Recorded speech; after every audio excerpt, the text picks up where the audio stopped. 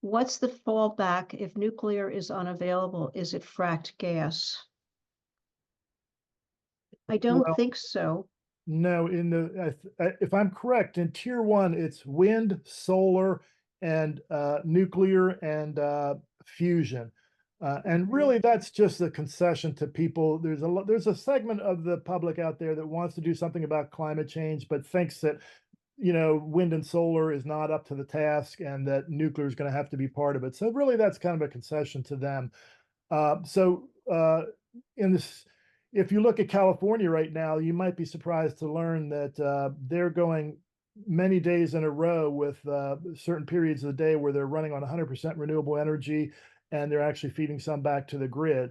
And really, a lot of that is because they have battery storage now to store it from the sunny times of the day to when the evening comes when you have a high demand. So what I'm trying to say is I think a lot of people will be surprised that are sort of doubtful about what wind and solar do. I think a lot of people will be surprised that wind and solar are much more up to the challenge today because of the more competitive prices and so forth. But to be honest with you, Pennsylvania is going to be one of the most difficult states to operate on 100% wind and solar. That's a concession I would make right off the bat, but I think people will be surprised that even to get to 35% with battery storage, because wind and solar is intermittent and it needs to be, you're going to have to move some of that energy around with battery storage. I think we can easily scale to that with wind and solar if nuclear and fusion aren't really available. And in the case of nuclear, I think it needs to be said that there's not new nuclear plants being built in the US right now, and it's very difficult to get funding for that because of the high initial cost of building a nuclear plant. If you look at the Vogtle plant in Florida, the third Vogtle 3 and 4 recently came online, and they were way past budget and way past, it's like 7 years late getting online. And I'll be honest with you, I think you would find that a bank would be reluctant to finance a new nuclear project based on the current type of nuclear that's built in the US if perchance the industry comes up with these small modular reactors, and if perchance the industry is able to build an affordable nuclear reactor that cuts costs, then maybe we could see some new nuclear being built. But it's not clear at all at this point that that's going to happen. But a lot of climate activists, of course, want to see current nuclear plants continue for as long as they're able without danger of some sort of meltdown. That also is an open question due to the fact that many of our nuclear power plants are running past the current 40-year planned life cycle that they had. So there's a lot of open questions about nuclear, is what I'm just trying to say and get to. But I think a lot of people would be surprised that wind and solar is really up to the challenge. But it's not just the fact that solar is cheaper now than almost any energy source almost anywhere in the lower 48 states, but there's also hurdles that we have to get past. There's delays in grid management and the PJM grid and getting it on there. We have permitting reform issues. We have transmission issues.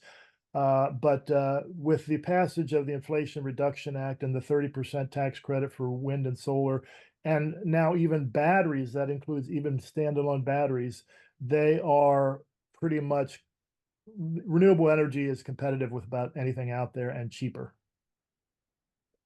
I think nuclear is also looking at smaller nuclear power plants, which will be easier to build, quicker to put in place. But I mean, I think this is in tier one because it is a clean source of energy. It doesn't emit any carbon pollution, and that's why it's in there. And there is a significant amount of nuclear in Pennsylvania already. Yes, probably, I think so. The only plant that we lost recently, a couple years ago, was 3 Mile Island, which had only one of the two reactors left running from the original accident in the 70s. And that was recently shut down. And I was kind of sad because a number of years ago, it looked like nuclear might be an opportunity to find some bipartisan agreement on a climate action plan. Because at that time, nuclear was struggling and being price competitive. That has kind of changed because I think there's some sort of um, incentive in the Inflation Reduction Act to help nuclear. And also, I think we're seeing more 24-hour coverage with consumption of electricity on the grid because of electric vehicles. People were charging at night, and the grid is getting used more efficiently. So, you know, that's only going to grow as we see more electric vehicles. I believe the grid's going to become more efficient because instead of being used basically over 15 or 16 hours a day, it's getting used 24 hours a day with the advent of the electric vehicles. Well, grid can become a lot more efficient. There are mechanisms out there called GETs, grid energy technologies, that are very easy to install, much cheaper than making designing a new power plant, which can greatly increase the efficiency of the grid. So what they are is they're little monitors that sit on the wires, and the monitors can regulate how hot it's getting. And if we have to keep right now our grid at a lower temperature than maximum because we don't want it to overheat because we're not monitoring it. So it's kind of like we have a furnace, but we don't have a thermometer or a thermostat associated with it. So the GETs will help you to monitor it, and therefore you can increase the efficiency of it. There's other ways of adding to grid efficiency, and that would be to aggregate all the solar plants that people have on their roofs and industry and put them together and call that an distributed energy resource. Massachusetts was able to, and Connecticut was able to, because they have so much more solar than we do, when they cut out their when they counted all those individual solars, right now that doesn't count in the overall capacity of what we call our grid. But when they aggregated them and put them all together, they were able to eliminate one power plant, one gas-powered power plant completely in Massachusetts. So the Mystic power plant has now gone down because of all the other energy that's in there. So let's get to community aggregation in a minute. We have another question. Dave, thanks for all your wonderful questions. What happened to Reggie and the $100,000 plus million for clean energy that would have come from it? Reggie is still alive and well in other states. What's happened to it in Pennsylvania? Anybody want to answer that? Fred, you're happy to do that. Somebody else could do it. I can talk about it. It's been through the courts, and it's sitting in the courts right now. Is basically, I mean, it's been 4 or 5 years now. Fred? Yeah, so it had been struck down by one of the courts, and so it was left to Governor Shapiro to challenge it to the higher court. So now it has gone to the Pennsylvania State Supreme Court. That's its last stop. And basically, if you don't know, the issue is the fossil fuel industry and some fossil fuel legislators tried to stop it based on the question is Reggie a tax or is it a fee? If it's a tax, then the legislature in Pennsylvania is required to pass a tax. If it can be argued that it is a fee, then the Department of Environmental Protection sets fees for penalties for pollution and so forth. And then therefore, this goes all the way back to the issue of how did Reggie get enacted in Pennsylvania? It was enacted by an executive order of Governor Wolf. He did it on his own without the legislature's help at all, based on what the state constitution of Pennsylvania said, that, you know, there's something in there that an amendment that came back, I believe it was in the 70s after 3 Mile Island. Somebody can correct me if I'm wrong on that. But the basic gist of this amendment was the people of Pennsylvania has a right to clean air, clean water, and a good environment, something like that. So Governor Wolf used that as his right to, by executive order, put Pennsylvania in Reggie because, you know, the legislature wasn't doing anything about climate change. And we've been going all this time now. It's been challenged in the courts. It's been on hold. It's had a stay to it. And we haven't been able to enact it because of that move, because it's been in the courts. I would say, my guess would be I think you can make a very strong argument that what Reggie does is create a fee. It does not create a tax. It is a fee for polluting. It's only to the polluters. So a tax would be something that you would tax the all the individuals, all the public. So I think there's strong case can be made for that. And I'm hopeful that Reggie will survive the Supreme Court eventually. And then we will be in the situation where Governor Shapiro will have the right to enact Reggie if the Supreme Court allows that. But then he might use that as a negotiating tool, saying, hey, we know you don't like Reggie to the industry or to the certain legislators that don't like it. But hey, why don't we do a compromise? The PACER plan, this can be a tailored plan in the state of Pennsylvania to cut carbon emissions. We can do it our way, and so come to the table, let's negotiate. And so really that seems to me to be the intention of PACER. Yeah, thank you. All the states that are in Reggie 4 times a year, they do a bidding, and they raise a huge amount of money for the states that in other states goes back to clean energy projects for the state. That's the way it's written, that it has to go back there. And the main difference between PACER and Reggie is it would go back in PACER, it would go back to the reduction of bills for people. So it could either be a rebate or it could just be the tax that your electric and gas bills would be lower. And that's really the main difference between them. But there's a huge amount of money that can be made by taxing, feeing, whatever you want to call it, the polluters and making them pay. It's really make the polluters pay. And Steve says Reggie also allows for a more equitable distribution of revenue from cap and trade fees to historical EJ communities. Steve, would you like to elaborate on that a bit? Certainly. Thank you. Certainly. Sorry. My understanding of Reggie as it evolved in Pennsylvania was that a number of environmental and climate justice advocacy groups worked with the government to come up with a plan for how those fees would be distributed. And some of that distribution would go into lowering bills. Some of the distribution would go into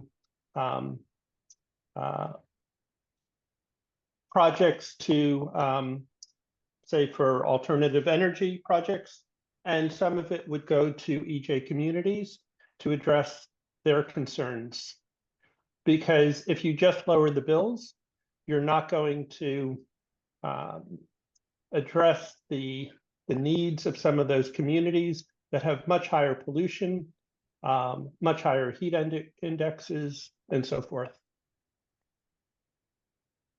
Thank you, everybody in the chat, for answering questions and explaining when we use. Oh, and I'm sorry, EJ community is an environmental justice communities. Yeah. And so these are communities that have historically been on the front line of many of where a lot of the electricity is generated, for example. If you live in a neighborhood right next to one of those factories or within 5 miles, you have a lot of air pollution. And a lot of health disparities. Correct, right. So sorry about the alphabet soup for some people, and for other people, it's words that we use all the time. So please keep it going in the chat if you have a question. So there was a question about community aggregation, which we probably will need to explain. Community aggregation, the way I understand it, is not legal in Pennsylvania, but is legal in New York and is working beautifully in New York, where a community can decide they're going to buy power on their own. They don't have to go through a utility. And they, as a community, they decide to become sort of the distributor of the power that they buy. And townships in Pennsylvania are not allowed to do it right now, but I believe boroughs can, and Sam might be able to help us out with that answer. I hate to call on people, but sometimes the old teacher in me knows when people might know the answer to that. I know that boroughs in Pennsylvania are allowed to try community solar and townships are not. And I do not know whether community aggregation is part of PACER or not. Do you know? Anybody know?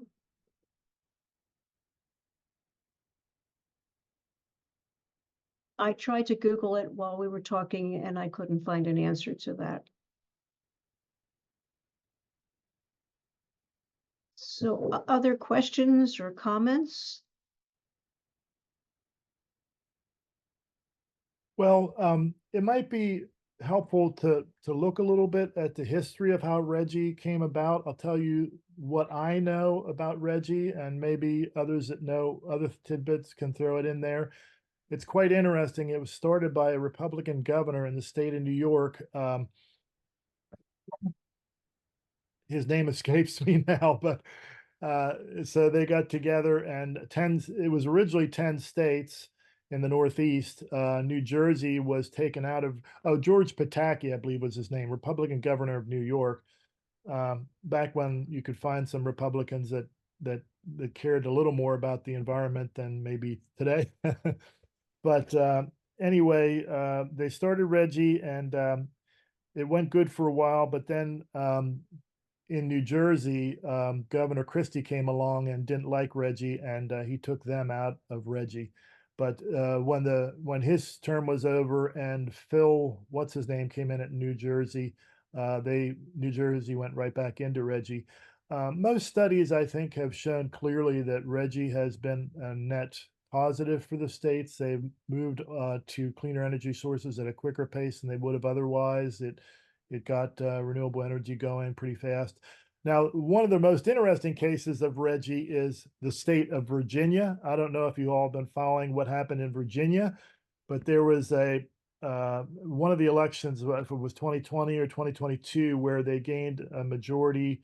They had a Democratic governor, and both houses of the legislature had Democratic majorities. And lo and behold, they were able to pass Reggie as a legislative law that passed. And then in the following election, when what's his name was elected, the Republican governor in Virginia, Youngkin, yes, thank you, Glenn Youngkin, he worked in the process of trying to take Virginia out of Reggie. So isn't that interesting? Pennsylvania got into Reggie by executive order of the governor. Virginia is trying to get out of Reggie by executive order of the governor. So I'm not sure where that stands, but it's probably an illegal case right now. But Virginia would be a great state to be in Reggie. But the other thing is generally what happens. As you mentioned, Phyllis, there's a quarterly auction, which they auction off permits to pollute, and so based on demand, that helps to create what the price will be on it. But is my understanding is the individual states pass laws on how the Reggie money is dispersed. And if I'm not mistaken, I think in the case of Pennsylvania right now, we could never get such a law passed. So we're sort of limited by rules already surrounding Reggie as to how that money can be dispersed. I don't think it can really be determined how the Reggie money is going to be spent until the legislature passes some sort of law on that. Maybe somebody that knows more about it could enlighten us on that, but that's my understanding, I think. So you're saying that even if Reggie gets out of if the state Supreme Court says we should be allowed to be in Reggie, we wouldn't have an easy path to being able to access that money or spend that money. My understanding from what I heard is it's very limited to how it can be used. It can be used for like education around pollution or reducing pollution, but I keep hearing that the legislature needs to pass some sort of legislation to tell how that money's spent. And, that would be a much better situation if we have the legislature come to an agreement on how that's spent rather than the current limited parameters on how that money can be spent now. That would be good to have Rob Altenberg. I'm sure he could explain that better, but yeah, I'm sure he could. Limited understanding. Has he jumped on yet? No, I think he's a no-show. Yeah. So does anybody have any other questions that they would like to hear about? Oh, one thing we should talk about is community solar. Community solar is something that works in many other places. It's for people who cannot put solar on their roof for many reasons. They live in an apartment building, they live in, they can't afford it, they live in 2 minutes where their house is situated with too much shade. There's many reasons, like about 40 to 50% of the people in each state can't put solar on their roof for one reason or another. But what you can do is if you have community solar and it's legal in other states, you can buy a subscription to a solar farm somewhere else. So that solar farm might be in central Pennsylvania. It does not have to be contiguous to your house or your property. And when you buy a share in that solar farm, then you get a credit on your electric bill because you're generating energy to the grid. My kids live in Massachusetts, and when I was up there, my daughter-in-law gave me a copy of a thing about renewable energy, and she knows it's one of my interests, and she said, should we buy with this company? I said, I don't know anything about how Massachusetts works, but give me a couple hours and I'll figure it out. Well, I went on the site in Massachusetts, and the very top, it said one of the choices is community solar. So I spent about a day reading how community solar works in Massachusetts.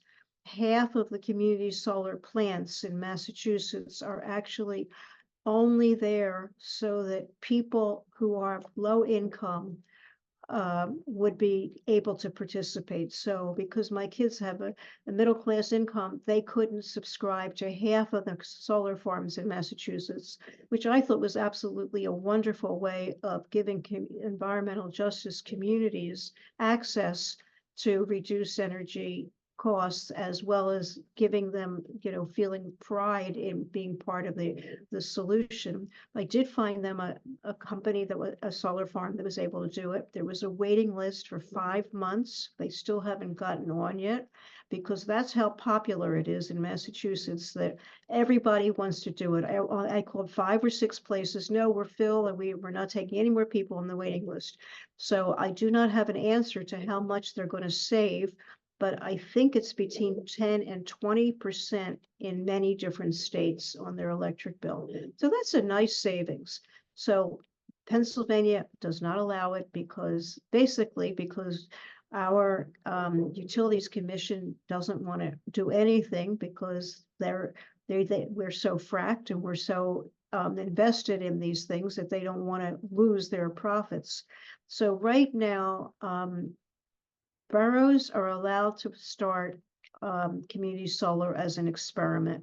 So I understand that Narberth and Swarthmore, both of which are suburbs of Philadelphia, are in the process of trying to start community solar as an experiment, as a pilot.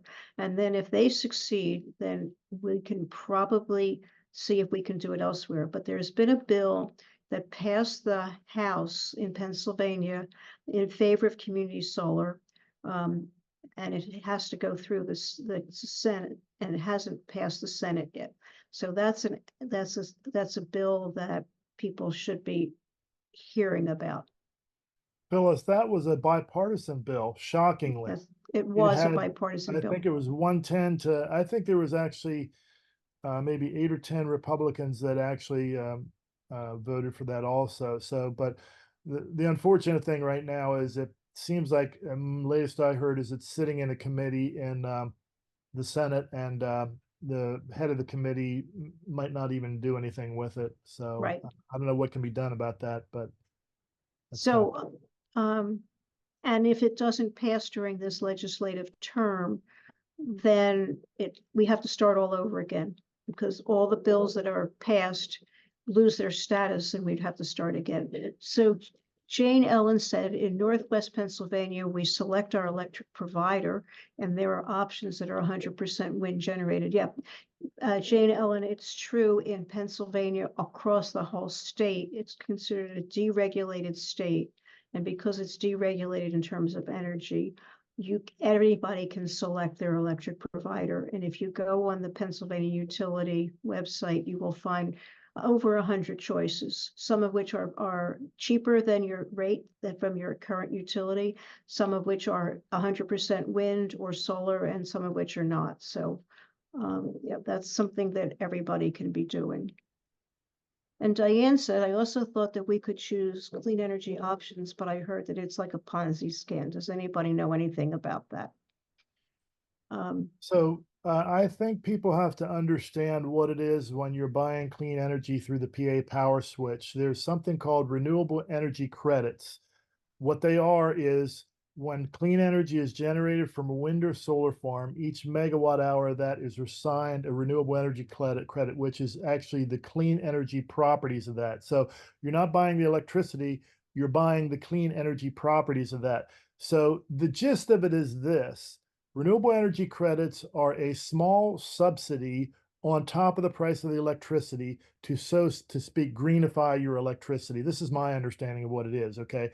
So that's really what you're getting when you're buying that green energy. And it could be renewable energy credits coming from a wind farm in Texas, or somewhere in the Midwest. So a lot of people, when you specify with go to PA power switch and choose an electric supplier, you might want to look at one that's offering you renewable energy in the state of Pennsylvania, that's supporting a wind and solar farm in the state of Pennsylvania. But I think the most important thing for people to understand is renewable energy credits are a small subsidy over and above the price of the actual electricity to greenify your electricity. It is not enough to usher in the clean energy future we all want, but I'm not trying to poo-poo it. It is an important way for people to get their clean energy if they have no other way to do it. If you can't get solar, if you can't, buy into a community energy solar project is, I would say, a higher form of getting your clean energy, because you can go to somewhere in your neighborhood and actually touch and see the solar panels that you're buying the electricity from. Those are your solar panels in the community energy project. Renewable energy credits, again, they're a small subsidy on top of the price of the electricity. It greenifies your electricity. I had it for many years when that's the only option I had. I bought it from a company called Community Energy. Green Mountain is a popular one out there. And again, I think most of these people, that's what they're selling you as renewable energy credits. It's good. It has an effect on the market, but it's not going to take us all the way we need to go. We need to take other steps. So there have been scams out there. There have been companies that have offered to do things and they don't bother buying the RECs, the renewable energy credits. So there have been companies that are not good. I think of it as a way of saying to the utility company, we want you to do something about this. If 20% or 50% of the residents want us to use renewable energy, if the utility companies were smart, they would start investing in renewable energy themselves. Con Edison in New York has built solar farms, and they own them, and that's part of what they put into their grid. So I see it as a way of cleaning the grid. It's a way of doing some public announcement type of thing to your utility company to say, I'm interested in renewable and I want to do something about it. But I totally agree with Fred. They're not going to make 100% renewable.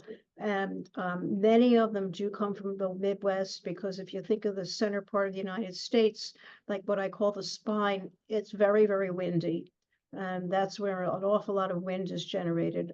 New Mexico generates a huge amount of wind energy, and they can send it anywhere. The credits come anywhere. So it's kind of a fiction in that when you think they say, oh, you're getting clean energy, you're not. It's going into the grid. It's not coming to your house.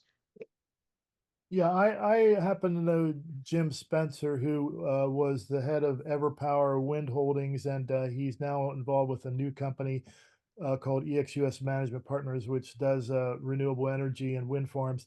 And I'm fairly certain he would say renewable energy credits are important. They're important for the industry. They help to give them more of a competitive edge. But again, like we're saying, it's going to take more than that to get us to the clean energy future. So solar is really a good way. If Pennsylvania could pass community solar, that would be great. If we could pass RGGI so that we could have RGGI or PACER so that we could be really pulling more renewable energy in Pennsylvania. That's really what we need to be doing. There's also a couple of other bills that you might be interested in. For schools, there's money for schools to go solar, to put solar panels either on their roof or over their parking lot. And schools can get money to buy electric powered school buses. And those are two bills that have very much a strong component of environmental justice communities. So school districts can be favored and can get more money if they're an environmental justice community for their schools. So any other Pennsylvania issues that people want to raise? I just would like to talk a little bit about some of the renewable energy projects that are going on in Pennsylvania. Very close to me here in Pittsburgh, out near the airport, is a 20 megawatt solar farm called the Gaucho Solar Farm.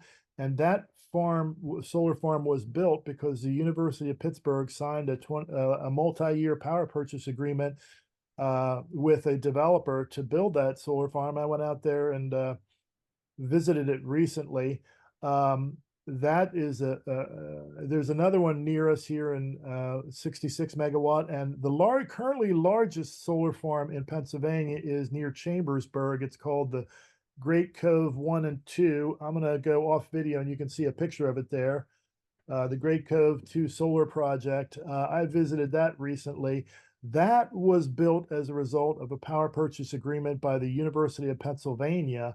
And it was through the strength of their buying power. They didn't even have to put $1 down. They just signed a power purchase agreement, and that created demand for electricity where it currently didn't exist. And so the developer was able to go to the bank, get a bank loan, and get that project built. So that's currently the biggest one, is my understanding. It's about 220 megawatts. There's two sections to it, a 70 and 150 megawatt section. And then I've been hearing about one that will be coming online near Johnstown.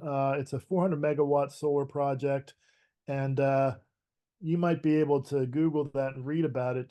So if you all may be aware, coal has mostly shut down as far as generating electricity in the state of Pennsylvania. The recent one to shut down was the one Homer City plant near Johnstown. And so I believe this 400 megawatt project is being built very near Homer City plant, because the electrical lines already exist, and that kind of makes it easier to do. So and there's a lot of solar that's on the queue to be built. Again, we were talking about how that the PJM has a backlog, and the recent thing that I heard about dealing with this backlog was, instead of the project that's number one in the queue as far as chronologically first applying to get on the grid, they're going with the project that is most ready to go and has all their T's crossed and I's dotted and is the most ready to go. They're giving those projects the priority. And that seems to me the most sensible way to sort of clear up some of these backlogs on the grid. And Diane reminded us that the Philadelphia airport and some of the city buildings are also going to be powered or are already powered by renewables. And the Philadelphia Transit Authority, called SEPTA, also has a large solar farm that they have elsewhere. So it is happening. It's just not that individual residents can do this.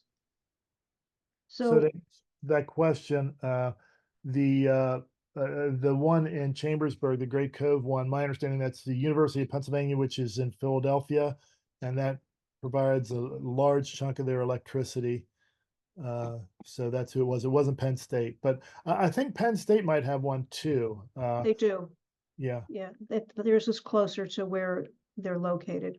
So Tim, I don't want to talk about your question, how can the centralized hydrogen hub idea and adding hydrogen to the fracking gas pipeline infrastructure, to me, that's a whole different conversation. And hydrogen hub, a huge amount of money was given in the IRA, Inflation Reduction Act, for the hydrogen hub. An awful lot of it is for R&D. We have Pennsylvania actually is going to be part of two hydrogen hubs, one in the Philadelphia area and one in the western part of the state, southwestern part. And it's there's an awful lot that needs to be looking at that, and I do not know the answer to adding hydrogen to the fracking gas pipeline infrastructure.